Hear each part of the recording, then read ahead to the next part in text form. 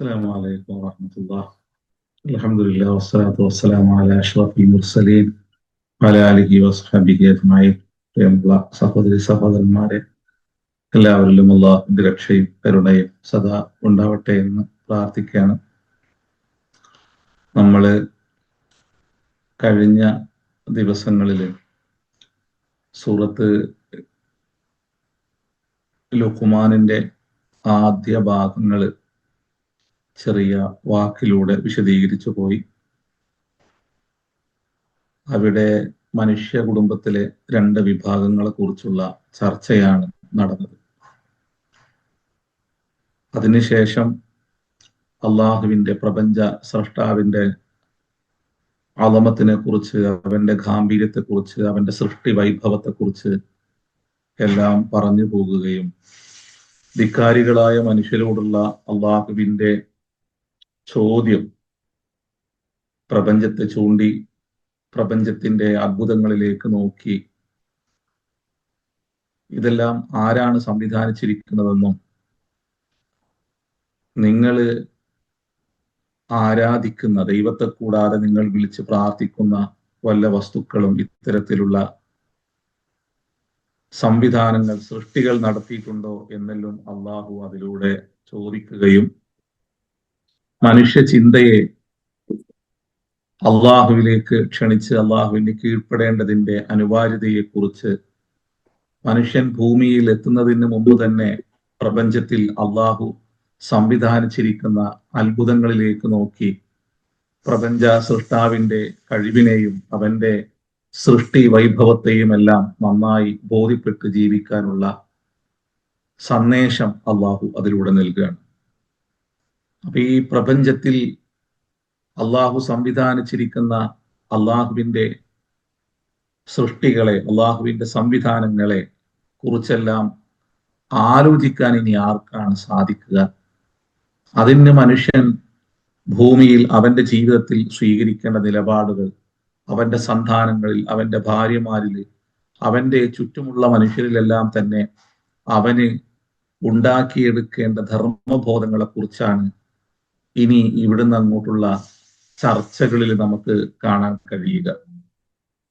അവിടെ ഈ സൂറത്തിന്റെ പേര് പോലെ തന്നെ ആരുടെ പേരിലാണോ അള്ളാഹു, ഏതൊരു വ്യക്തിയുടെ നാമത്തിലാണോ ഈ ഒരു അധ്യായത്തെ അള്ളാഹു നമുക്ക് പരിചയപ്പെടുത്തി തരുന്നത്, ആ വ്യക്തിയുടെ സ്വഭാവ ഗുണങ്ങളെ, ഉപദേശങ്ങളെ, കുടുംബത്തിലുള്ള അദ്ദേഹത്തിന്റെ ഇടപെടലിനെ എല്ലാം തന്നെ നന്നായി ഇനി ഇവിടുന്ന് അങ്ങോട്ടുള്ള ആയത്തുകളിൽ അള്ളാഹു ബോധ്യപ്പെടുത്തി തരികയാണ്. മനുഷ്യന് ഇവിടെയുള്ള ഇത്തരത്തിലുള്ള ദൈവത്തിന്റെ അത്ഭുതങ്ങളിലേക്ക് നോക്കി ഇതിന്റെ സംവിധായകനെ തിരിച്ചറിയുന്ന മനുഷ്യന് മാത്രമേ നന്ദിയുള്ളവനായി ഭൂമിയിൽ ജീവിക്കാൻ കഴിയുകയുള്ളൂ. അതുപോലെ തന്നെ നന്ദിയുള്ളവരായി ജീവിക്കാൻ തന്റെ തലമുറകളെ ഉപദേശിക്കാൻ സാധിക്കുകയുള്ളൂ. ആ ഉപദേശങ്ങളെ എത്രത്തോളം മനോഹരമായിട്ടാണ് തൻ്റെ തലമുറകൾക്ക് കൈമാറേണ്ടത് എന്നുള്ള പാഠവും ലുഖ്മാൻ എന്ന മഹാമനുഷ്യനെ വെച്ചുകൊണ്ട് അള്ളാഹു ഇവിടുന്ന് അങ്ങോട്ടുള്ള വചനങ്ങളിലൂടെ പറഞ്ഞു പോവുക. വലഖദ് ആതൈന ലുഖ്മാനൽ ഹിക്മത അനിഷ്കുർ ലില്ലാഹ് വമൻ യഷ്കുർ ഫഇന്നമാ യഷ്കുറു ലിനഫ്സിഹി വമൻ കഫറ ഫഇന്നല്ലാഹ ഗനിയ്യുൻ ഹമീദ്. വലഖദ് ആതൈന, നിശ്ചയം നാം നൽകി, ലുഖ്മാൻ എന്ന മഹാമനുഷ്യന് അൽ ഹിക്മത്ത, ഉത്കൃഷ്ട സ്വഭാവ ഗുണങ്ങളെ. ഹിക്മത്ത് എന്നുള്ളതിന് പൊതുവെ മനുഷ്യര് തന്ത്രം എന്ന് പറയാറുണ്ട്. എന്നാൽ ഇവിടെ ഹിക്മത്ത് എന്നുള്ളതിന് ആതാഹുല്ലാഹു, അത് ഒരു ഫിഖ്ഹാണ്, അതുപോലെ തന്നെ ശുദ്ധമായ ബോധമാണ്, അതുപോലെ തന്നെ പ്രവൃത്തിയിലും സംസാരങ്ങളിലുമുള്ള സൂക്ഷ്മതയാണ് എന്ന് ഇതിനെ വ്യാഖ്യാനിക്കുന്ന പണ്ഡിതന്മാര് വിശദീകരിച്ചു പോകുന്നുണ്ട്. ഇവിടെ ഉത്കൃഷ്ട സ്വഭാവ ഗുണങ്ങളെ, ഹിക്മത്ത് എന്നുള്ളതിനെ അബുൽ ഹസൻ അലി നദവി ഇവിടെ അത് ഉത്കൃഷ്ട സ്വഭാവ ഗുണങ്ങളാണ് എന്ന് വ്യാഖ്യാനിക്കുന്നുണ്ട്. അതിനും കുറച്ച് നല്ല ചിന്തയും നല്ല തെളിഞ്ഞ മനസ്സും ബുദ്ധിയെല്ലാം ആവശ്യമാണ്. നല്ല സ്വഭാവ ഗുണങ്ങളെ പ്രകടിപ്പിക്കാൻ കോപമില്ലാത്ത, അതുപോലെ തന്നെ വൈര്യമില്ലാത്ത, പകയില്ലാത്ത നല്ല ഇടപെടലിനെ പ്രകടിപ്പിക്കണമെങ്കിൽ അത്തരത്തിലുള്ള മനസ്സും ചിന്തയും മനുഷ്യന് ആവശ്യമുണ്ട്. അപ്പൊ ഇവിടെ വലക്കത് ആത്തൈന, നാം നൽകി. ഈ ആത്തൈന എന്നുള്ള പ്രയോഗം ധാരാളം സ്ഥലങ്ങളിൽ വരുന്നതായിട്ട് നമുക്ക് കാണാൻ പറ്റും. നാം നൽകി, ഒന്നും നിന്റെതല്ല എന്നുള്ളതാണ്, എല്ലാം അള്ളാഹുവിൽ നിന്നുള്ളതാണ് എന്നൊരു പാഠം ആ വാക്കിന്റെ ഉള്ളിൽ അള്ളാഹു നിറച്ചു വെക്കുന്നുണ്ട്. ഇവിടെ ആത്തൈന എന്നുള്ളതിനെ നാം ഈ പറയുന്നതിനപ്പുറം മറ്റൊരു അർത്ഥം നൽകിക്കൊണ്ട് പണ്ഡിതന്മാര് വ്യാഖ്യാനിക്കുന്നുണ്ട്. അതിലേക്ക് നമുക്ക് ഇൻഷാ അല്ലാഹ് പോവാം. ഏതായാലും ഇവിടെ ആത്തൈന എന്നുള്ള, നൽകി എന്നുള്ള ഒരു പ്രയോഗത്തിൽ നിന്ന് നാം ഈ വാക്കിനെ എടുത്ത് പഠിക്കുകയാണെങ്കിൽ, മനുഷ്യന് ഭൂമിയിൽ അവന്റെ ജീവിത താളത്തിന് ആവശ്യമായ എന്തൊക്കെയുണ്ടോ അതെല്ലാം തന്നെ അള്ളാഹു അവന് സമ്മാനിച്ചൊരുക്കിയിട്ടുണ്ട്.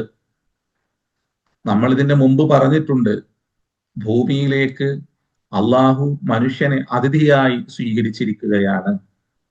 അള്ളാഹു അവനെ ഇവിടെ അതിഥിയായി സൽക്കരിച്ചിരിക്കുകയാണ്. ഒരു അതിഥിക്ക് ആവശ്യമായ എന്തൊക്കെയുണ്ടോ അതെല്ലാം ഒരുക്കി വെക്കുകയും, നമ്മൾക്ക് ആതിഥ്യമരുളുന്ന മനുഷ്യനോട് ഭൂമിയിൽ മനുഷ്യൻ ഏതെല്ലാം തരത്തിലുള്ള കടപ്പാടുകളും നന്ദിയും പ്രകടിപ്പിക്കുമോ അതുപോലെ അതിഥികളായി എത്തുന്ന മനുഷ്യര് അവന് ആതിഥ്യമരുളുന്ന സൃഷ്ടാവിനോട് നന്ദിയുള്ളവനാവേണ്ടതുണ്ട് എന്ന ഒരു വലിയൊരു പാഠം ഇതിന്റെ ഉള്ളിലുണ്ട്. ആദം നബി അലൈഹിസ്സലാം, മനുഷ്യ കുടുംബത്തിന്റെ പിതാവായ ആദ്യ പിതാവായ ആദം നബിയെ അള്ളാഹു എല്ലാ അർത്ഥത്തിലും ആവശ്യമായ എല്ലാ ജീവിത സംവിധാനങ്ങളും ഒരുക്കി കൊടുത്തുകൊണ്ട് അള്ളാഹു കൊണ്ടുവരുന്നു. അള്ളാഹു അദ്ദേഹത്തിന് അതെല്ലാം നൽകുന്നു. അങ്ങനെ ജീവിത ഉപാധികൾക്കപ്പുറം, ജീവിത സന്ധാരണത്തിന് ആവശ്യമായ അള്ളാഹുവിന്റെ ഒരുക്കങ്ങൾക്കപ്പുറം നിയമങ്ങൾ കൂടി നൽകിക്കൊണ്ടാണ് അദ്ദേഹത്തെ കൊണ്ടുവരുന്നത്. മൻഹജിനെ നൽകിക്കൊണ്ടാണ്. മനുഷ്യൻ ഭൂമിയിൽ വരുന്നതിന് മുമ്പ് തന്നെ, അവന്റെ സൃഷ്ടിപ്പിന് മുമ്പ് തന്നെ അള്ളാഹു അവന് മൻഹജ് നൽകിയിട്ടുണ്ട്. ജീവിത നിയമങ്ങൾ അവന് സംവിധാനിച്ചൊരുക്കി നൽകിയിട്ടുണ്ട്. അപ്പോ നമ്മളിതിന്റെ മുമ്പ് ആ ഒരു വിഷയം പറഞ്ഞു പോയിട്ടുണ്ട്. മനുഷ്യനെ സൃഷ്ടിക്കുന്നതിന് മുമ്പ് അവൻ ഭൂമിയിൽ എങ്ങനെയായിരിക്കണം അവൻ ജീവിക്കേണ്ടത്, വസിക്കേണ്ടത്, അവൻ എങ്ങനെയായിരിക്കണം അവന്റെ നിലപാടുകൾ സ്വീകരിക്കേണ്ടത് എന്നുള്ളതിനെ കുറിച്ചെല്ലാം വിശാലമായ നിയമ സംവിധാനങ്ങളെ, ജീവിത ചിട്ടകളെ അവന് അള്ളാഹു സമ്മാനിച്ചിട്ടുണ്ട്. അപ്പോ ഏതെങ്കിലും ഭൗതികമായ നമ്മുടെ നിലനിൽപ്പിന് ആവശ്യമായ ഒന്ന് മാത്രമല്ല, അതിനപ്പുറം അതിനെ ശക്തിപ്പെടുത്തുന്ന നിയമ സംവിധാനങ്ങളും മനുഷ്യന് അള്ളാഹു നൽകിയിട്ടുണ്ട്. അപ്പൊ എല്ലാം തന്നെ നിന്റെ സൃഷ്ടാവിൽ നിന്നുള്ളതാണ് എന്ന ഒരു വലിയൊരു സന്ദേശം ഖുർആൻ ഉപയോഗിക്കുന്ന, ആത്തൈന എന്ന് പറഞ്ഞു തുടങ്ങുന്ന പലയിടങ്ങളിലും അത്തരത്തിലുള്ള വായന നമുക്ക് നടത്താൻ സാധിക്കും. ഇമാം ഷഅറാവി ഈ ആയത്തിനെ വ്യാഖ്യാനിക്കുന്നതിന്റെ മുന്നോടിയായി ഇത്തരത്തിലുള്ള ചിന്തകൾ അദ്ദേഹം കൊണ്ടുവരുന്നുണ്ട്. അവിടെ മറ്റു പല വിഷയങ്ങളും അദ്ദേഹം പറഞ്ഞു പോകുന്നുണ്ട്. ഒരു ആ പ്രവാചകനെ കൊണ്ടുവരുന്നു, ആ പ്രവാചകന് ആവശ്യമായതെല്ലാം ആ മനുഷ്യ കുടുംബത്തിന്റെ ആ പിതാവിനെ കൊണ്ടുവരുന്നു, ആ പിതാവിന് ആവശ്യമായതെല്ലാം നൽകുന്നു. അപ്പോൾ ഇവിടെ മനുഷ്യൻ ചോദിച്ചേക്കാം, ആ പിതാവ് പ്രവാചകനാണെങ്കിൽ എങ്ങനെയാണ് അദ്ദേഹത്തിന്റെ പക്കൽ നിന്ന് ചില തെറ്റായ നടപടികൾ ഉണ്ടാകുന്നത്, പാപം എങ്ങനെയാണ് സംഭവിക്കുന്നത്? അപ്പോൾ അദ്ദേഹം അതിനെല്ലാം ഉത്തരം പറഞ്ഞു പോകുന്നുണ്ട്. അത് പ്രവാചകനാക്കുന്നതിന് മുമ്പുള്ള അദ്ദേഹത്തിന്റെ ചില ചെയ്തികളായിരുന്നു. അതിനുശേഷം അള്ളാഹു അദ്ദേഹത്തെ തെരഞ്ഞെടുക്കുകയും അദ്ദേഹത്തിന് പുറത്തു കൊടുക്കുകയും എല്ലാം ചെയ്തുകൊണ്ട് അദ്ദേഹത്തെ പിന്നീട് പ്രവാചകനായി അള്ളാഹു നിയോഗിക്കുന്നു. അതിനാൽ അദ്ദേഹത്തിന്റെ പക്കൽ നിന്നുണ്ടായത് പ്രവാചകത്തിന് മുമ്പുള്ള ഒന്നാണ്. പിന്നെ പിന്നെ എങ്ങനെയാണ് പ്രവാചകനായി തിരഞ്ഞെടുക്കുന്ന ഒരു ഒരു വ്യക്തിയിൽ അങ്ങനെ ഒരു ഒരു ഒരു നടപടി ഉണ്ടാകാൻ പാടുണ്ടോ? അപ്പോ അതിന് വീണ്ടും അദ്ദേഹം ഉത്തരം നൽകുന്നുണ്ട്. അതെ, അദ്ദേഹത്തെ സംബന്ധിച്ചിടത്തോളം രണ്ട് കാര്യങ്ങൾ മനുഷ്യരെ പഠിപ്പിക്കുന്നുണ്ട് അള്ളാഹു. അദ്ദേഹം മനുഷ്യ കുടുംബത്തിന്റെ പിതാവാണ്. മനുഷ്യരിൽ രണ്ട് തരത്തിലുള്ള രണ്ട് സ്വഭാവം പുലർത്തുന്ന ആളുകൾ ഉണ്ടാവും. ഒന്ന് പൂർണ്ണ പരിശുദ്ധരായ മനുഷ്യര്, മറ്റൊന്ന് ചില തെറ്റുകളും പിഴവുകളും എല്ലാം സംഭവിക്കുന്ന, അല്ലെങ്കിൽ ചില പാപങ്ങളെല്ലാം ചെയ്യുന്ന മനുഷ്യര്. ഇങ്ങനെ രണ്ട് വിഭാഗം ഉണ്ടാവും. ഈ രണ്ട് വിഭാഗങ്ങളുടെയും പിതാവാണ് ആര്? ആദം നബി അലൈഹി സ്വലാം.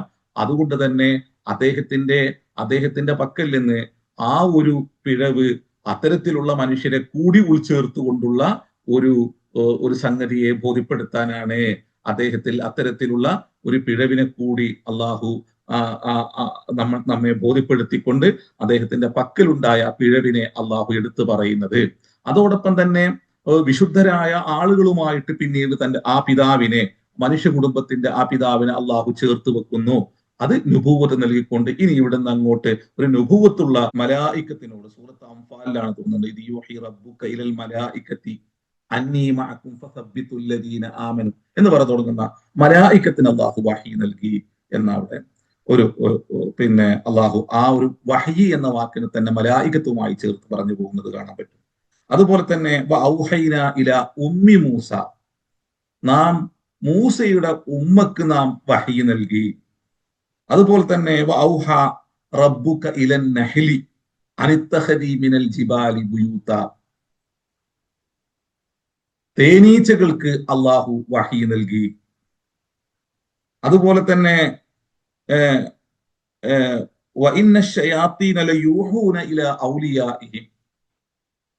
ഷൈത്താന് അദ്ദേഹത്തിന്റെ കൂട്ടുകാർക്ക് അദ്ദേഹം ചില ബോധനങ്ങൾ നൽകുന്നു എന്ന് അവിടെയും വഹി എന്ന വാക്ക് ഉപയോഗിച്ചതായിട്ട് കാണാൻ പറ്റും. അതുപോലെ തന്നെ നാം അപ്പോസ്തലന്മാർക്ക് നാം ബോധനം നൽകി, വഹി നൽകി, അൻ ആമിനൂബി, എന്നെ നിങ്ങൾ പൂർണാർത്ഥത്തിൽ ഉൾക്കൊള്ളണം എന്നുള്ളത്. അപ്പൊ ഇവിടെ എല്ലാം തന്നെ ഈ വഹി എന്ന വാക്കിനെ ഉപയോഗിച്ചതായിട്ട് കാണാൻ പറ്റും. അപ്പൊ അത് ഒരു ഇഅ്ലാമുൻ ബിഖഫാഇൻ, അത് ഒരു വളരെ സ്വകാര്യമായ ഒരു മനോബോധത്തിലേക്ക് നിക്ഷേപിക്കുന്ന ഒരു ബോധനമാണ് എന്ന അർത്ഥത്തിലാണ് ഇവിടെ ഈ വാക്കുകളെ അള്ളാഹു ഉപയോഗിച്ചിരിക്കുന്നത്. എന്നാൽ ഇനി ഒരു ശർഈയായ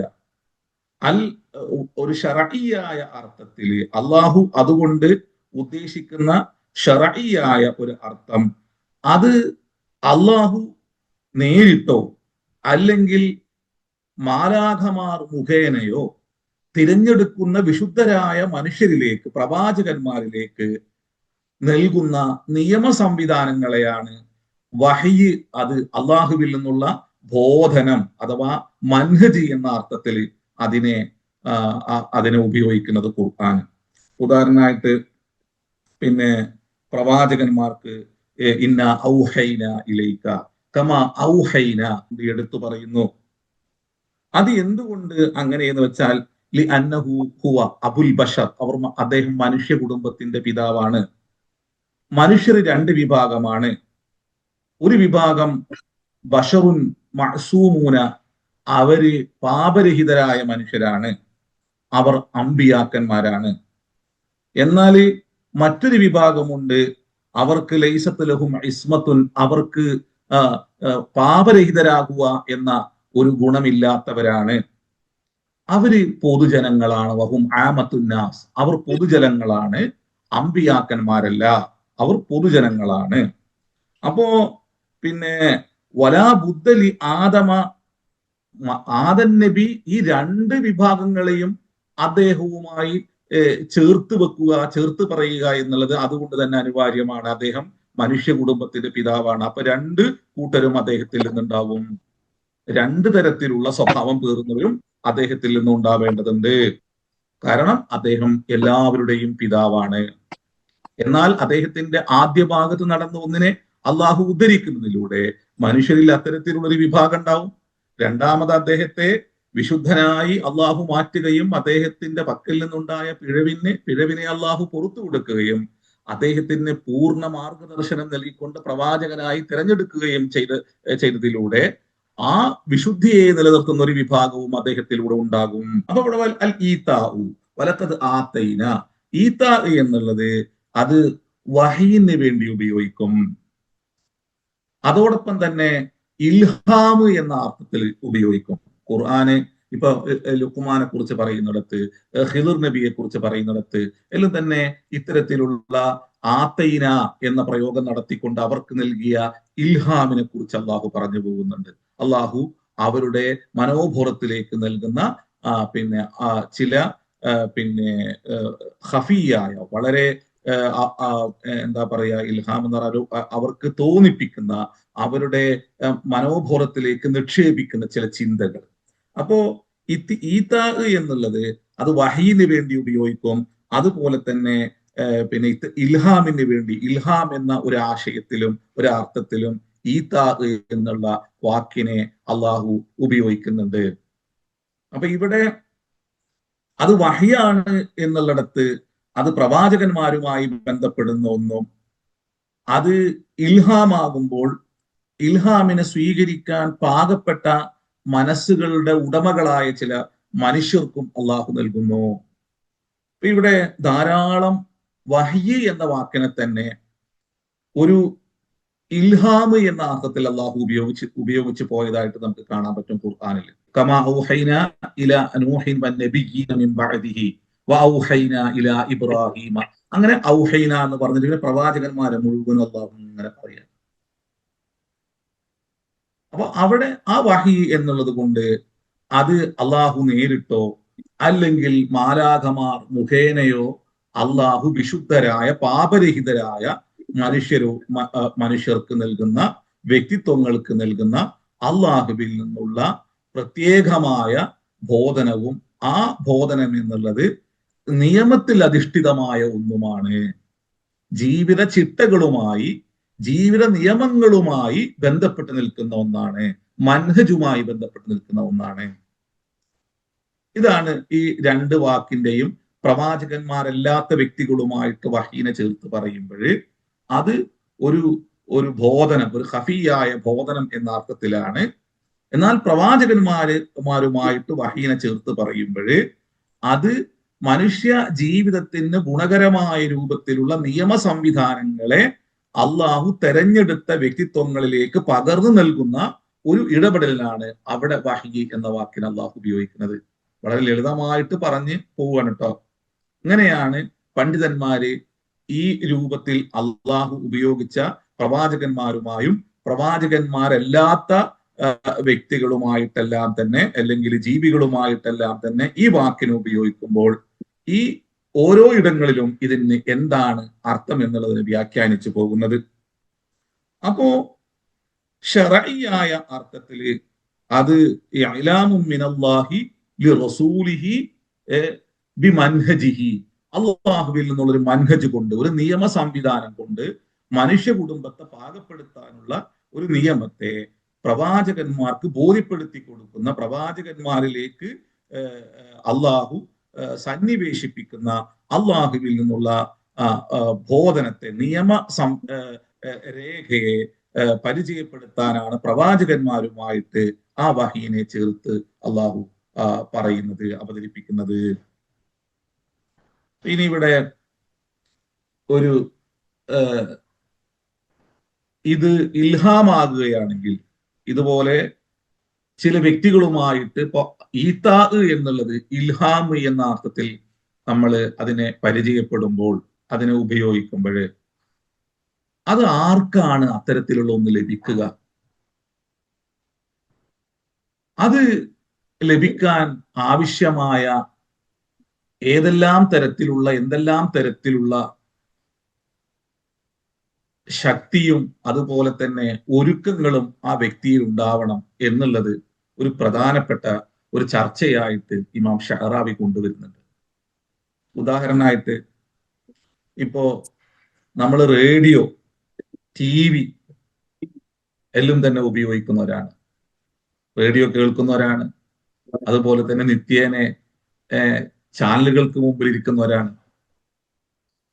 അപ്പോ ആ ഒന്നുമായിട്ട് ഒരു സാറ്റലൈറ്റിന് വളരെ സുതാര്യമായ ബന്ധം നിലനിൽക്കണം. നമ്മൾ ചില സമയത്ത് നമ്മളിപ്പോ യാത്ര ചെയ്യുമ്പോൾ റേഡിയോ വെച്ചാൽ പിന്നെ നമ്മളിങ്ങനെ നമ്മളെ വാഹനത്തിലോ അല്ലെങ്കിൽ വീട്ടിലോ നമ്മൾ റേഡിയോ കേട്ടുകൊണ്ടിരിക്കുകയാണ്. അപ്പോ ഇടക്ക് സിഗ്നൽ നഷ്ടപ്പെടും. അപ്പൊ പറയും നമ്മള് പിന്നെ അത് റേഞ്ച് ഇല്ല എന്ന് പറയും. അപ്പോ അത് റേഞ്ച് ഉള്ളിടത്ത് മാത്രമേ അത് വളരെ പിന്നെ ക്ലിയർ ആയിട്ട് അത് നമുക്ക് കേൾക്കാനും ആസ്വദിക്കാനും കഴിയുള്ളൂ. എല്ലാത്തടത്തും നമുക്ക് കഴിയില്ല. ഉദാഹരണമായിട്ട് ഒരു മൊബൈൽ കൊണ്ട് ഒരാള് പിന്നെ ഒരു ലിഫ്റ്റിൽ കയറുകയാണ്. അപ്പോ കുറച്ച് കഴിയുമ്പോൾ തന്നെ അതിന്റെ കണക്ഷൻ വിട്ടുപോകും. അപ്പോ അതിലേക്ക് ആ ശബ്ദവീചികളെ എത്തിക്കുന്ന ഒന്ന് നഷ്ടപ്പെടുമ്പോൾ അത് അത് വേണ്ട രൂപത്തിൽ പിന്നെ പ്രവർത്തിക്കാതെ പോകുകയും പ്രവർത്തനരഹിതമായി മാറുകയും ചെയ്യുന്നു. അപ്പൊ മനുഷ്യ മനസ്സ് ഇതുപോലെ എപ്പോഴും അവന്റെ റബ്ബുമായിട്ട് വളരെ അഗാധമായി ബന്ധപ്പെട്ട് നിൽക്കുകയും ആ റബ്ബിന്റെ നോട്ടത്തെ സ്വീകരിക്കാൻ സാധ്യമാകുന്ന രൂപത്തില് അത് പരിശുദ്ധമായി നിൽക്കുകയും വേണം. ഇതാണ് ഇതിന്റെ ഈ പിന്നെ ശബ്ദവീചികളെ സ്വീകരിക്കാനുള്ള മാനദണ്ഡം. മനസ്സ് അശുദ്ധമാകുന്നൊരിടത്തേക്ക് അള്ളാഹുവിന്റെ നോട്ടം ഉണ്ടാവില്ല. മനുഷ്യന് അവന്റെ മുഖത്തെ മറ്റുള്ളവർ കാണാൻ നന്നായി അലങ്കരിച്ചു കൊണ്ട് നടക്കുന്നവനാണ്. അത് എന്നെ മറ്റുള്ളവർ കാണുന്നുണ്ട് എന്നുള്ള ബോധത്തിലാണ്. ഇമാം ഇഖ്ബാലിന്റെ ഒരു കവിതാശകലുണ്ട്. മറ്റുള്ളവർക്ക് വേണ്ടി നിന്റെ മുഖത്തെ നീ മനോഹരമാക്കി കൊണ്ടു നടക്കുന്നു. അത് മറ്റുള്ളവർ കാണുവാനും നിന്നെ അറിയുവാനും വേണ്ടിയാണ്. എന്നാൽ നിന്റെ സൃഷ്ടാവിന്റെ നോട്ടം നിന്റെ ഹൃദയത്തിലേക്കാണ്. അതിനെ നീ എത്രമാത്രം വിശുദ്ധമാക്കി വെക്കേണ്ടതുണ്ട് ആ നോട്ടം കിട്ടാൻ വേണ്ടിയിട്ട്. അപ്പൊ മനുഷ്യര് ഹൃദയത്തെ ശുദ്ധീകരിക്കാതെ അതിനെ മനോഹരമാക്കി വെക്കാതെ പ്രകടമായ ഒന്നിനെ മറ്റുള്ളവർക്ക് വേണ്ടി ഒരുക്കുകയും അതിനെ അലങ്കരിച്ചു കൊണ്ട് നടക്കുകയും ചെയ്യുന്നവരാണ് മനുഷ്യർ. എന്നാൽ അള്ളാഹു നിങ്ങളുടെ ഇലാ അജ്സാമിക്കും വലാ ഇലാ സുവരിക്കും വലാകിൻ യൻദുറു ഇലാ ഖുലൂബിക്കും വഅമാലിക്കും. അള്ളാഹു നിങ്ങളുടെ ഹൃദയത്തിലേക്ക് നോക്കുന്നു, ആ ഹൃദയത്തിൽ നിന്ന് ഉരുത്തിരിയുന്ന കർമ്മത്തിലേക്ക് നോക്കുന്നു. അപ്പൊ ആ ഹൃദയത്തെ ഏറ്റവും നന്നായി അള്ളാഹുവിന്റെ നോട്ടത്തെ സ്വീകരിക്കാൻ പറ്റുന്ന രൂപത്തിൽ അതിനെ വിശുദ്ധീകരിച്ച് കൊണ്ട് നടക്കുന്ന മനുഷ്യർക്ക് മാത്രമുള്ള സവിശേഷമായ അള്ളാഹുവിൽ നിന്നുള്ള ഒന്നാണ് ഇൽഹാമ്, ഈത്താ എന്നുള്ളത്. അത് ലഭിക്കുന്ന ആളുകളുടെ പ്രത്യേകത വിശുദ്ധ ഖുർആൻ പലയിടങ്ങളിലുമായിട്ട് അള്ളാഹു എടുത്തു പറയുന്നുണ്ട്. അപ്പൊ ആലത്തുൽ ഇസ്തിഖ്ബാൽ, ഒരു ആശയത്തെ സ്വീകരിക്കാനുള്ള അല്ലെങ്കിൽ ഒരു ശബ്ദവീചികളെ സ്വീകരിക്കാനുള്ള ഉപകരണം അതുമായിട്ട് അഗാധമായി ഡയറക്റ്റ് ബന്ധപ്പെട്ടുകൊണ്ടിരിക്കണം. എവിടെയെങ്കിലും അതിന് ഒരു ഇടർച്ച വന്നു കഴിഞ്ഞാൽ നമുക്ക് തന്നെയും ആ ശബ്ദങ്ങള് തിരിയാത്ത രൂപത്തിൽ അത് വളരെ പരുക്കമുള്ളതായി നമുക്ക് അനുഭവപ്പെടും. ഇതുപോലെ മനുഷ്യ ഹൃദയം അള്ളാഹുവിൽ നിന്നുള്ള ഇത്തരത്തിലുള്ള ഇൽഹാമുകളെ സ്വീകരിക്കാൻ പ്രാപ്തമായി നിൽക്കണം.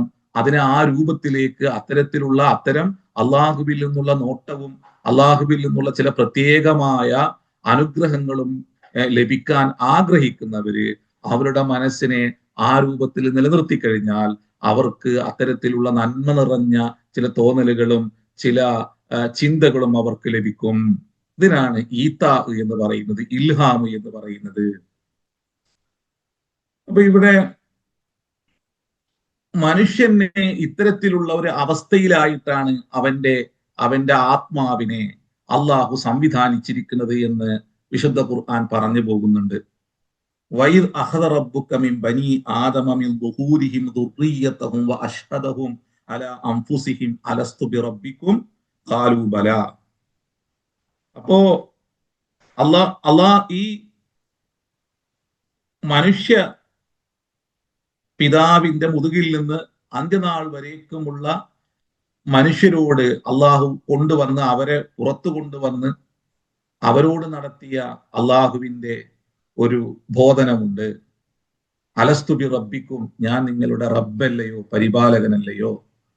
അപ്പൊ നമ്മളെല്ലാവരും അതിന് ഉത്തരം പറഞ്ഞിട്ടുണ്ട്. ആ ഉത്തരത്തെ പിന്നീട് മനുഷ്യൻ എത്രത്തോളം അവന്റെ കർമ്മം കൊണ്ട് അവന്റെ ചിന്ത കൊണ്ട് വിശുദ്ധീകരിക്കുന്നുവോ അതിനനുസരിച്ചാണ് അവന്റെ ഹൃദയത്തിൽ അവന് ആവശ്യമായ സമയാസമയമുള്ള നന്മയെക്കുറിച്ചുള്ള ബോധനങ്ങൾ അങ്കുരിക്കുന്നത് എന്ന് പണ്ഡിതന്മാര് വ്യാഖ്യാനിച്ചു പോകുന്നുണ്ട്. ഉദാഹരണമായിട്ട് മൂസാ നബിയുടെ ഉമ്മയോട് അള്ളാഹു വഔഹൈന, നമ്മൾ നേരത്തെ പറഞ്ഞ ആയത്തിൽ കാണാൻ പറ്റും, വഔഹൈന ഇലാ ഉമ്മി മൂസ അനിർലഈഹി, ആ കുഞ്ഞിനെ നീ എന്താക്കണം, ആ കുഞ്ഞിനെ പാലൂട്ടണം. വഇദാ ഖിഫ്തി അലൈഹി ഫഅൽഖിഹി ഫിൽ യമ്മി, ആ കുഞ്ഞിന്റെ വിഷയത്തിൽ വല്ല പേടി എനിക്ക് തോന്നിക്കഴിഞ്ഞാല് നീ ആ കുഞ്ഞിനെ എന്താക്കണം, നീ ആ സമുദ്രത്തിൽ എറിയണം. വലാ തഖാഫി വലാ തഹ്സനി, നീ പേടിക്കുകയോ ദുഃഖിക്കുകയോ ചെയ്യേണ്ടതില്ല. അപ്പൊ നമ്മളിത് വളരെ നിസാരമായിട്ട് ഓതിപ്പോകുന്നവരാണ് ഈ ആയത്ത്, അല്ലേ? അനിർലിഹി, നീ ആ കുഞ്ഞിനെ പാലൂട്ടുക. വഇദാ ഖിഫ്തി അലൈഹി, ആ കുഞ്ഞിനെ കുറിച്ച് വല്ല പേടിയോ എനിക്ക് തോന്നിക്കഴിഞ്ഞാല് അൽഖിഹി ഫിൽ യമ്മി, സമുദ്രത്തിൽ നീ ആ കുഞ്ഞിനെ എറിയ. എന്നിട്ട് വീണ്ടും പറയാണ് വലാ തഖാഫി, നീ ഭയപ്പെടേണ്ടതില്ല, വലാ തഹ്സനി, നീ ദുഃഖിക്കേണ്ടതില്ല. ആരിൽ നിന്ന് രക്ഷപ്പെടാനാണ് ഒരു കുഞ്ഞിനെ സമുദ്രത്തിൽ എറിയുന്നത്? ഒരു ക്രൂരനായ ഒരു മനുഷ്യനിൽ നിന്ന് കുഞ്ഞിനെ രക്ഷിക്കാൻ എവിടത്തേക്കാണ് എറിയണത്? സമുദ്രത്തിലേക്ക്. കൊല്ലാൻ വേണ്ടിയിട്ടാണ് ഫറോവയുടെ പട്ടാളം വരുന്നത്. അപ്പൊ ഫറോവയിൽ നിന്ന്, ആ പട്ടാളക്കാരിൽ നിന്ന്, ക്രൂരരായ മനുഷ്യരിൽ നിന്ന് രക്ഷിക്കാന് ഒരു കുഞ്ഞിനെ സമുദ്രത്തിൽ എറിയുക എന്ന് പറഞ്ഞാല്,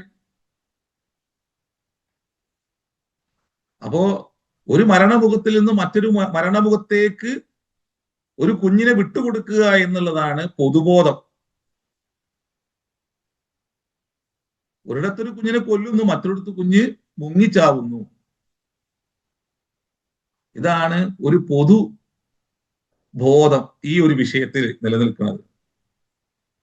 അപ്പൊ ഒരു കുഞ്ഞിനെ സമുദ്രത്തിൽ എറിയാന്ന് പറഞ്ഞാൽ ഒരു മാതാവിന് അത് ഉൾക്കൊള്ളാൻ കഴിയില്ല. പൊതുവെ സമുദ്രത്തിൽ എറിഞ്ഞിട്ടാണോ ഒരു കുഞ്ഞിനെ രക്ഷിക്കുക? ഒളിപ്പിച്ച് വെച്ചോ എന്ന് പറയുകയാണെങ്കിൽ കുഴപ്പമില്ല. അപ്പൊ കുഞ്ഞിന് എന്നിട്ട് പറയാണ്, അതിലേക്ക് എറിഞ്ഞോ, നിന്റെ കുഞ്ഞിനെ നിന്നിലേക്ക് തിരിച്ചു തരും എന്ന് പറയാണല്ലോ.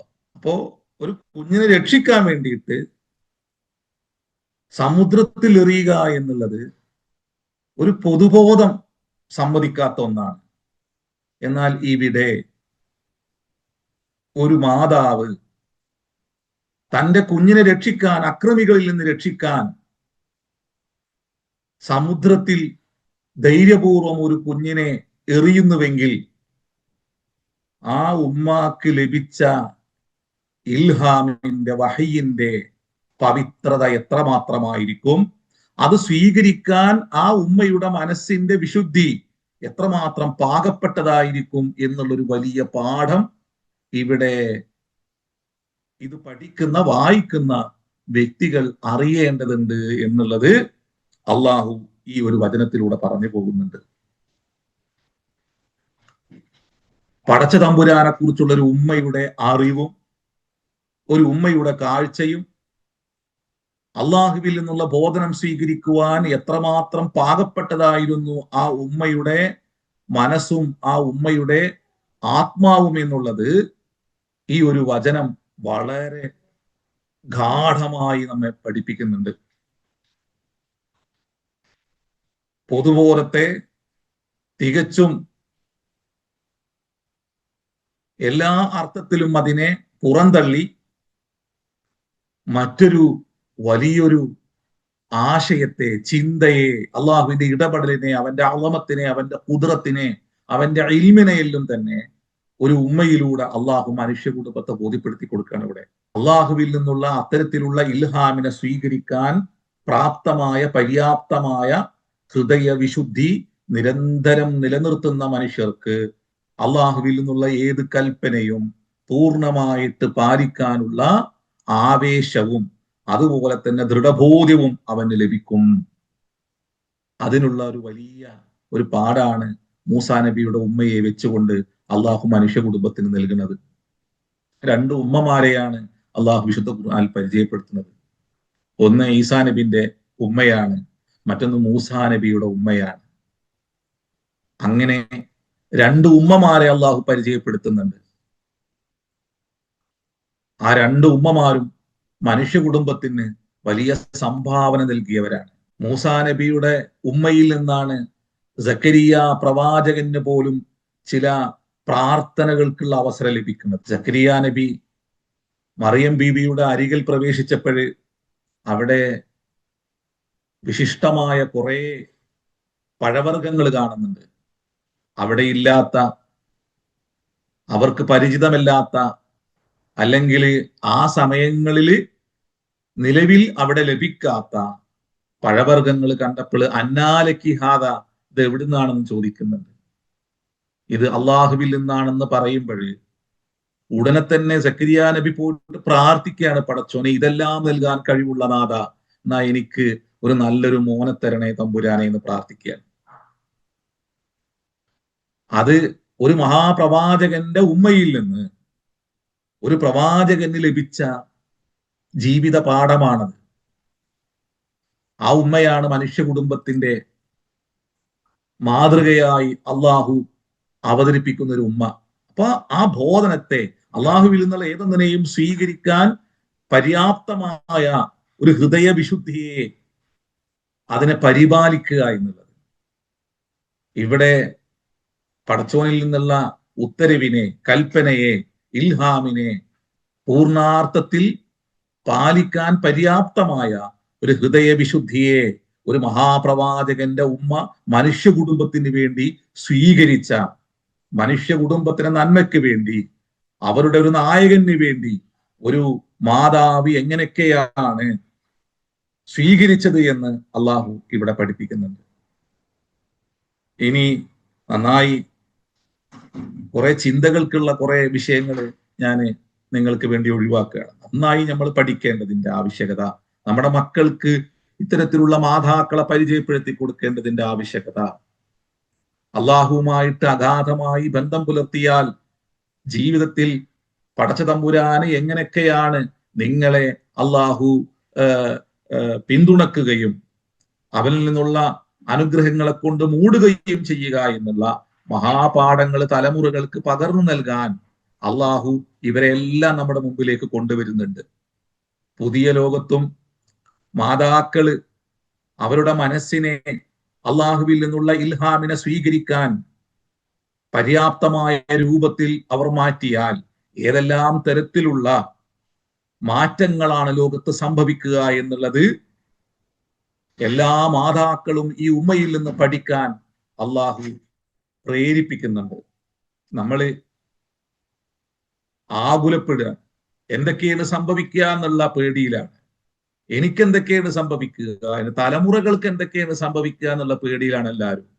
ആരും ചിന്തിക്കുന്നില്ല ഇത്തരത്തിലുള്ള എല്ലാ പ്രതിസന്ധികളും, അതുപോലെ തന്നെ ആട്ടിയോടിക്കലുകളും, അതുപോലെ തന്നെ കൊലവിളികളെല്ലാം തന്നെ മുമ്പും നടന്നിട്ടുണ്ട്. അത്തരം ഇടങ്ങളിൽ മാതാക്കൾ ഏത് സമീപനം സ്വീകരിച്ചു, പ്രവാചകന്മാർ ഏത് സമീപനം സ്വീകരിച്ചു, അത്തരം ചതികൾക്ക് മുമ്പിൽ, ഗൂഢാലോചനകൾക്ക് മുമ്പിൽ എങ്ങനെയാണ് പതറാതെ അവരെല്ലാം നിന്നത്, അവിടെ അവരെല്ലാവരും സ്വീകരിച്ച സമീപനം എന്താണ്? ചരിത്രം ആവർത്തിക്കുമ്പോൾ, ചരിത്രം മാറിമറിയുമ്പോൾ ജീവിത വഴികൾ എന്നത് ഇഖ്ബാൽ പറയുന്നത് പോലെ അതൊരു വളഞ്ഞ വഴിയാണ്. അതൊരു വളഞ്ഞ വഴിയാണ്. നടന്ന് നടന്ന് വീണ്ടും നടന്നിടത്തേക്ക് തന്നെ നമ്മൾ എത്തും. അതിനാല് നന്മയുടെ വിത്താണോ നിങ്ങൾ പാകുന്നത്, ആ നന്മക്കനുസൃതമായ ഫലം അല്ലാഹു നൽകും. നിങ്ങൾ നടക്കുന്ന വീതികളിൽ നിങ്ങൾ മുള്ളാണോ വിതക്കുന്നത്, നഗ്നപാതരായി വീണ്ടും ആ വഴിയിലൂടെ ഒരു പക്ഷേ നിങ്ങൾ നടന്നു പോയേക്കും. അതിനാല് ജീവിതം അത് വെറും ഒരു കളി വിനോദമല്ല, അത് കാര്യഗൗരവത്തോടെ കാണേണ്ട ഒന്നാണ്. അതിനാല് ചുറ്റുപാടുകളിൽ പ്രതിസന്ധികൾ അഭിമുഖീകരിക്കുമ്പോൾ ഒരു മൂസയുടെ ഉമ്മ പേറിയ വിശ്വാസം ഇന്നും പേറുന്ന മാതാക്കള്, മൂസാ നബി പേറിയ വിശ്വാസത്തെ ഇന്നും പേറുന്ന മൂസയുടെ പിന്മുറക്കാര് പ്രതിസന്ധികളെ അഭിമുഖീകരിക്കുമ്പോഴ്, നാടുകടത്തലുകളെ ഭയപ്പെടുമ്പോഴ്, വീടുകളിൽ നിന്ന് പുറത്താക്കുന്നത് ഭയപ്പെടുമ്പോഴ് അവർ പഠിക്കേണ്ട ജീവിത പാഠമുണ്ട് ഇവിടെ.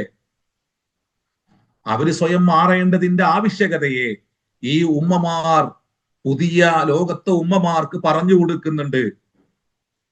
ഈ പ്രവാചകന്മാർ പുതിയ ലോകത്തുള്ള അവരുടെ പിന്മുറക്കാർക്ക് പറഞ്ഞു കൊടുക്കുന്നുണ്ട്. അത് നാം എത്രമാത്രം അഗാധമായി സ്വീകരിക്കുന്നുവോ എന്നുള്ളതിനെ അടിസ്ഥാനമാക്കിയിട്ടാണ് നമ്മുടെ നിലനിൽപ്പ് ഭദ്രമാകുന്നത്. പടച്ചോനോട് ആദ്യം ചോദിച്ചു നോക്കണം എന്താണ് കാരണങ്ങൾ എന്ന്. നമ്മളിത് പലതവണ പറഞ്ഞിട്ടുണ്ട്.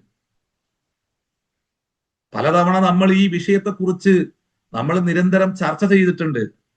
നമ്മൾ ആരോടാണ് ചോദിക്കുന്നത്, ആരോടാണ് ഇതിനെക്കുറിച്ചെല്ലാം നമ്മൾ പറയുന്നത്? മൂസാ നബിയുടെ ഉമ്മ ഈ നിമിഷം നമ്മളോട്, നമ്മുടെ എല്ലാ ഉമ്മമാരോടും സംസാരിക്കുന്നുണ്ട്. ഈസാ നബിയുടെ ഉമ്മ സംസാരിക്കുന്നുണ്ട്. അവഹേളിക്കുന്ന, നിന്ദിക്കുന്ന മനുഷ്യർക്കിടയിൽ നിന്നുകൊണ്ട് ആർജവത്തോടെ സംസാരിക്കുന്ന ഒരു ഉമ്മയെ നമ്മൾ കാണുന്നുണ്ട്. മഹാപ്രതിസന്ധികൾക്കിടയിൽ ധൈര്യശാലിയായി നിന്നുകൊണ്ട് ഒരു സമൂഹത്തിന്റെ മോചനത്തിന് വേണ്ടി ഏതെല്ലാം തരത്തിലുള്ള നടപടികളാണ്, ജീവിത സമീപനങ്ങളാണ് ഒരു സ്ത്രീ തനിച്ചു നിന്നുകൊണ്ട് സ്വീകരിക്കുന്നത് എന്ന് പുരുഷ ലോകത്തെ പോലും അഗാധമായി ചിന്തിക്കുമാർ അള്ളാഹു ആ ഉമ്മയെ നമുക്ക് മുമ്പിൽ പരിചയപ്പെടുത്തുന്നുണ്ട്. അതിനാല് വൈദ്യം കുറുബിക്കല്ലദീന കഫറൂ ലിയുസ്ബിതൂക ഔ യുഖ്രിജൂക ഔ യഖ്തുലൂക, നിന്നെ ഒന്നില്ലെങ്കിൽ ഇവിടെ നിർത്തുക, അല്ലെങ്കിൽ നാട് കടത്തുക, അല്ലെങ്കിൽ കൊന്നുതള്ളുക. ഇതിനെക്കുറിച്ചെല്ലാം നിഷേധികളായ മനുഷ്യർ ഗൂഢാലോചന നടത്തിക്കൊണ്ടിരിക്കുന്നുണ്ട്. അള്ളാഹു ഏറ്റവും വലിയ തന്ത്രശാലിയാണ്. അവർ ചതി പ്രയോഗിക്കുന്നു. പ്രപഞ്ചത്തിന്റെ സ്രഷ്ടാവായ ജഗദീശ്വരനും ചതി പ്രയോഗിക്കുന്നു. അള്ളാഹുവിൽ നിന്നുള്ള സഹായം ലഭിക്കണമെങ്കിൽ, പടച്ചോനിൽ നിന്നുള്ള അനുഗ്രഹം ലഭിക്കണമെങ്കിൽ നമ്മുടെ ഹൃദയം ഉണ്ടല്ലോ, അത് വിശുദ്ധമാക്കി നിർത്തണം. മനുഷ്യരോട് കരുണയുള്ളവരായി മാറണം. ചുറ്റുപാടുകളോട് ദയാവായ്പയുള്ളവരായി മാറണം. മറ്റുള്ളവരുടെ തൃപ്തിയും അവരുടെ ആശീർവാദവും കൊതിക്കുന്നതിനപ്പുറം, അതിനപ്പുറം പടച്ച തമ്പുരാന്റെ തൃപ്തിയും ആശീർവാദവും കർമ്മങ്ങളിലും ചിന്തയിലും ലഭിക്കാനുള്ള വിശുദ്ധമായ ജീവിത കർമ്മപാതയെ നമ്മൾ സ്വയം വെട്ടിത്തെളിക്കണം. എന്നിട്ടൊരു സമൂഹമായി നിൽക്കണം. വിവിധ ഇടങ്ങളിൽ നിന്ന് കാക്കകൾ ചിലക്കുന്നത് പോലെ ചിലക്കുന്ന സമൂഹമാകാതെ ഒരുമിച്ച് നിന്നുകൊണ്ട് സത്യത്തിന് വേണ്ടി, നീതിക്ക് വേണ്ടി, ധർമ്മത്തിന് വേണ്ടി ഒരു ഇടങ്ങളിൽ നിലനിൽക്കുന്ന എല്ലാ നീതി സംവിധാനങ്ങളെയും നീതിബോധങ്ങളെയും ചേർത്ത് പിടിച്ചുകൊണ്ട് അധർമ്മത്തിനെതിരെ അവിടെയുള്ള സാധ്യമാകുന്ന നിയമങ്ങളെ മുഴുവനും ഏറ്റവും നന്നായി പരിപാലിച്ചുകൊണ്ട് ഏറ്റവും നല്ല സമീപനം സ്വീകരിക്കാൻ ഈ സമൂഹത്തിന്റെ നായകന് സാധിക്കണം. ഞാൻ നായകന്മാരെന്ന് വാക്ക് ഉപയോഗിക്കുന്നില്ല, അതൊരു വൃത്തികെട്ട വാക്കാണ് നായകന്മാര് എന്നുള്ളത്. ഒരു സമൂഹത്തിന്റെ നായകന്മാര്, ഒരു ഒരു ഒരു സമൂഹത്തിന് ഒരു നായകനെ ഉണ്ടാകാൻ പാടില്ല. അങ്ങനെ ഒരു നായകത്വത്തെ അവതരിപ്പിക്കാൻ കഴിയാത്ത സമൂഹം, അവര് ഏറ്റവും വലിയ ജീവിത അധപ്പതനം നേരിടേണ്ടി വരുന്നവരായിരിക്കും. അങ്ങനെ 100 കൂട്ടം നായകന്മാരുണ്ടെങ്കിൽ ഒരു സമൂഹത്തിന് ഒരിക്കലും തന്നെ അവരുടെ ശക്തിയോ അല്ലെങ്കിൽ അവരുടെ ആവശ്യങ്ങളോ ഒരിക്കലും ഒരു ഏകീകൃത രൂപത്തിൽ അവതരിപ്പിക്കുവാനോ അത് നേടിയെടുക്കാനോ അവർക്ക് കഴിയൂല. എല്ലാവരും സ്വാർത്ഥരായിരിക്കും. അപ്പോ ഒറ്റുകാര് ധാരാളമായിട്ടുണ്ടാവും. ആ ഒറ്റുകാർക്കിടയിൽ ഒരു സമൂഹത്തിന് നിലനിൽപ്പ് അസാധ്യവുമായിരിക്കും. അതിനാൽ നായകന് സാധിക്കണം. അത്തരത്തിലുള്ള നായകന്മാരെ, നേതൃപാടവങ്ങളെ അള്ളാഹു പഠിപ്പിക്കുന്നുണ്ട്. അതാണ് നിങ്ങൾ സൂറത്തിൻ നംലിൽ ഒന്ന് ഓതിപ്പോയാൽ മതി. അവിടെ ഒരു നായകൻ എങ്ങനെയാണ് ഒരു സമൂഹത്തെ കൈകാര്യം ചെയ്യുന്നത് എന്ന് അള്ളാഹു പഠിപ്പിക്കും. ആ നായകത്വത്തിന്റെ മഹത്വം എന്താണെന്ന് അള്ളാഹു പഠിപ്പിക്കും. എന്തെല്ലാം ക്വാളിറ്റീസ് ആണ് ആ നായകൻ ഉണ്ടാവേണ്ടതെന്ന് സൂറത്തിൻ നംലിൽ പഠിപ്പിക്കും. അപ്പൊ ഒരു സമൂഹത്തിന്, പ്രവിശാലമായ ലോകത്തുള്ള ഒരു സമൂഹത്തിന് ഒരു നായകന്റെ ശക്തമായ നായകത്വത്തിന്റെ പിറകിൽ നേടിയെടുക്കാൻ കഴിയുന്ന എല്ലാ വഴികളെയും അള്ളാഹു പഠിപ്പിക്കും. അവിടെ ഏതു തരത്തിലുള്ള വെല്ലുവിളി ഉയർത്തുന്ന അധികാരികളാണെങ്കിലും അവർക്ക് മുമ്പിൽ വന്നുകൊണ്ട് ഞാനിതാ കീഴ്പ്പെട്ടിരിക്കുന്നു എന്ന് പറയുന്ന ഒരു അവസ്ഥാവിശേഷം ഉണ്ടാകും. അങ്ങനെയാണ് അത്തരത്തിലുള്ള ധർമ്മബോധങ്ങൾ, നീതിബോധങ്ങളെല്ലാം തന്നെ ഉയർത്തിപ്പിടിക്കുന്ന ഒരു നായകൻ ഉണ്ടായാൽ മതി. അള്ളാഹു അനുഗ്രഹിക്കും. ഇനി മറ്റൊരു വിഷയം,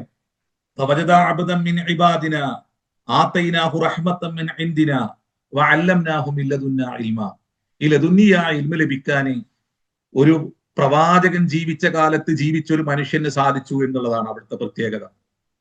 ഒരു പ്രവാചകൻ ജീവിച്ച കാലത്ത്, എന്നിട്ട് ആ ലദുന്നിയായ ഇൽമ, ഇത് നമ്മൾ മുമ്പ് സൂറത്ത് കഹ്ഫിൽ നമ്മൾ പറഞ്ഞു പോയിട്ടുണ്ട്.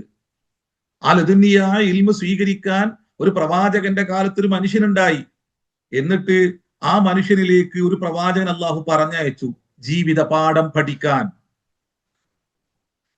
അപ്പോ ആത്തൈന എന്നുള്ളത്, അത് ഈത്താ എന്നുള്ളത് അള്ളാഹുവിൽ നിന്നുള്ള ഇത്തരത്തിലുള്ള ഇടപെടലുകള് സ്വീകരിക്കാൻ പര്യാപ്തമായ ചില ജീവിത ചിട്ടകളും മനോവിശുദ്ധിയുമെല്ലാം തന്നെ സ്വീകരിക്കേണ്ടതുണ്ട്. അത്തരത്തിലുള്ള ഉമ്മമാരെ, നായകന്മാരെ, ലുഖ്മാന്റെ പിന്മുറക്കാരെ അള്ളാഹു നമുക്ക് പ്രദാനം ചെയ്യട്ടെ. നമ്മളിലെല്ലാം അത്തരത്തിലുള്ള ഗുണങ്ങൾ അള്ളാഹു ഉണ്ടാക്കട്ടെ എന്ന് പ്രാർത്ഥിച്ച് ഇന്ന് നമ്മുടെ ക്ലാസ് അവസാനിപ്പിക്കുകയാണ്. അള്ളാഹു നമ്മളെല്ലാം അനുഗ്രഹിക്കട്ടെ. ഓക്കെ.